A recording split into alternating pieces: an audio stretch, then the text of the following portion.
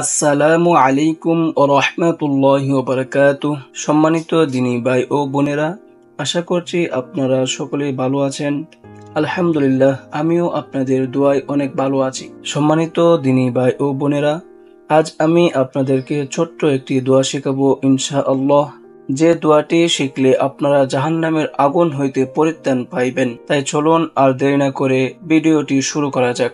সম্মানিত দিনী ভাই ও বোনেরা, হাদিস শরীফে এসেছে, যে ব্যক্তি প্রতিদিন ফজর ও মাগরিবে নামাজের পর কথা বলিবার আগে এই দোয়াটি 7 বার পড়িবে, সে যদি ওই দিন মৃত্যুবরণ করে তাহলে সে জাহান্নামের আগুন হইতে পরিত্রাণ পাইবে ইনশাআল্লাহ। সেই ছোট্ট দোয়াটি হচ্ছে আল্লাহুম্মা আজিরনি মিনান নার।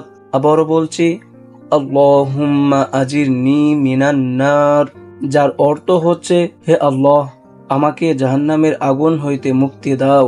সম্মানিত দিনী ভাই ও বোনেরা, সকলের কাছে আমার আকুল আবেদন, আপনারা এই ছোট্ট দোয়াটি শিখবেন এবং জাহান্নামের আগুন হইতে মুক্তি পাইবার জন্য মহান আল্লাহ পাক রব্বুল আলামিনের দরবারে দোয়া করবেন ইনশাআল্লাহ।